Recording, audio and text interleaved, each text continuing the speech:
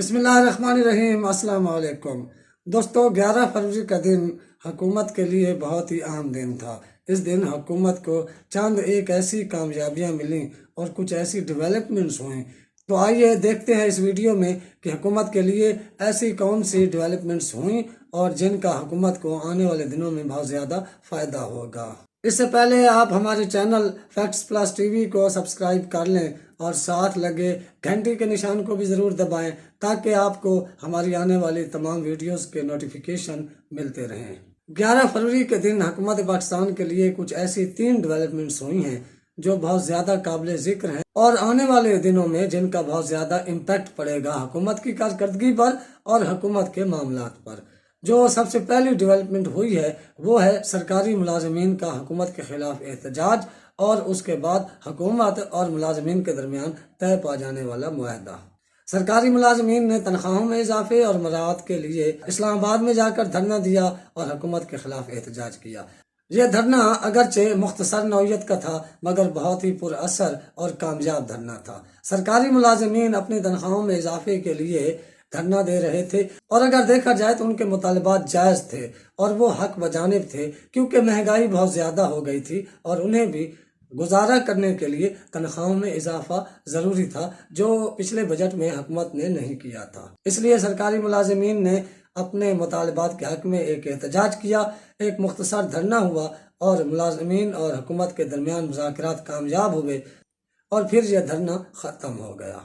ملازمین پر اگرچہ کچھ گورنمنٹ نے زیادتی بھی کی لیکن پھر حکومت نے اس پر شرمندگی اور افسوس کا اظہار بھی کیا۔ ملازمین کے اس احتجاج کو بھی کچھ لوگوں نے خاص کر پی ڈی ایم کی جماعتوں نے اپنے سیاسی مقاصد کے لیے استعمال کرنے کی مکمل کوشش کی مگر وہ ناکام رہے۔ نواز شریف کا تو دل خون کے آنسو روتا رہا، جو ہمیشہ سے ہی ان کا خون کے آنسو روتا رہتا ہے مگر جائیدادیں لندن میں بنتی رہتی ہیں۔ اپنے ملک کے لیے کچھ نہیں ہے، جو ادھر بنایا ہے وہ بیچ کر ادھر لے آئے نا تاکہ ملک کے لوگوں کا معیار زندگی بہتر بنے، مگر صرف دل خون کے آنسو روتا ہے، پیسے ادھر ہی لگتے ہیں۔ اور خونی لبرلز سرخے تو اس حد تک چلے گئے کہ انہوں نے انڈیا میں جو کسانوں کا احتجاج ہو رہا ہے اس کو اور اس احتجاج کو ایک ہی رنگ میں رنگ دیا، مگر وہ یہ بھول گئے کہ یہ احتجاج ملازمین تنخواہوں میں اضافے کے لیے کر رہے ہیں مگر انڈیا کے کسان اس لیے احتجاج کر رہے ہیں کہ ان کے حق پر ڈاکہ ڈالا جا رہا ہے، ان کے ساتھ چوری ہو رہی ہے۔ محسن داور تو رات گئے دھرنے میں تقریر کرنے کے لیے پہنچ گئے مگر ان کو اس کا کوئی فائدہ نہ ہوا اور ملازمین اور حکومت کے درمیان معاملات طے پا گئے اور بالآخر ایک معاہدہ بھی ہو گیا اور ملازمین کی تنخواہوں اور مراعات میں اضافے کا حکومت نے نوٹیفیکیشن بھی جاری کر دیا۔ جو دوسرا بڑا مسئلہ تھا کہ تحریک لبیک نے ایک احتجاج کا اعلان کر رکھا تھا اور وہ احتجاج تھا ختم نبوت کے مسئلے پر۔ حکومت نے ان کو بلوایا، عمران خان نے ان کو پیغام بھجوایا کہ آپ ہم سے مذاکرات کریں، ہمارے ساتھ بات کریں اور یہ بھی بتایا کہ یہ حکومت دنیا کے ہر فورم پر ختم نبوت کے تحفظ اور حضور نبی اکرم کی شان میں ہونے والی گستاخیوں کے خلاف نہ صرف بات کر رہی ہے بلکہ اسے ہر فورم پر اٹھا رہی ہے اور تمام اسلامی ممالک کے سربراہان کو بھی اس پر حکومت نے خطوط لکھے ہیں اور دنیا بھر کے طاقتور ممالک کے حکمرانوں کو بھی اس پر خطوط لکھے ہیں اور انہیں یہ کہا ہے کہ حضور نبی اکرم صلی اللہ علیہ وآلہ وسلم کی جو توہین کی جاتی ہے وہ مغرب میں ایک منصوبہ بندی کے تحت کی جاتی ہے تاکہ مسلمانوں کے جذبات کو مجروح کیا جا سکے تو اس کو رکوایا جائے اور اس پر اسلامی ممالک میں پاکستان کے وزیر اعظم اور ترکی کے رجب طیب اردوان ہر فورم پر مؤثر طریقے سے بات بھی کر رہے ہیں۔ اس کو تحریک لبیک کی قیادت نے نہ صرف سراہا بلکہ ان کے اور حکومت کے درمیان ایک معاہدہ طے پا گیا اور فوری جو شدید احتجاج کا ایک خطرہ تھا وہ ٹل گیا کیونکہ تحریک لبیک کی قیادت تحفظ ناموس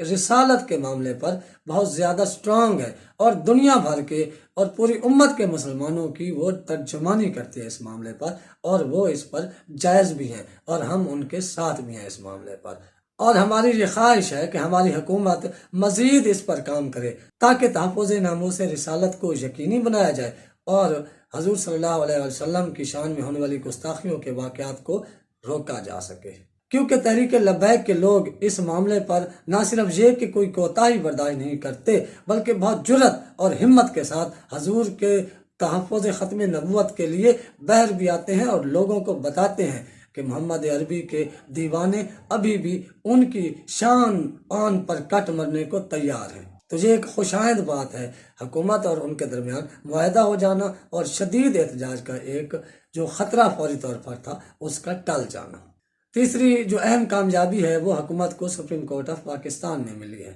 जस्टिस काजी फायज ईसा ने इस खबर का खुद नोटिस लिया कि वज़ीर आज़म ने एमएनएज़ को तरक्याती फंड्स जारी किए हैं। इस बेंच की सरबराही खुद chief justice of Pakistan justice गुलजार अहमद कर रहे थे और चीफ जस्टिस गुलजार अहमद ने अपने फैसले में ये कहा कि गैर जानिबदार और बिला तासुब इंसाफ के असूल के तहत काजी फैज़ ईसा को किसी ऐसे मुकदमे में नहीं बैठना चाहिए जो वज़ीर आज़म पाकिस्तान के मुताल्लिक़ हो, क्योंकि जस्टिस काजी फैज़ ईसा खुद वज़ीर आज़म पाकिस्तान के ख़िलाफ़ एक मुकदमे में फ़रीक हैं और उन्होंने खुद वज़ीर आज़म पाकिस्तान के ख़िलाफ़ एक मुकदमा दायर कर रखा है।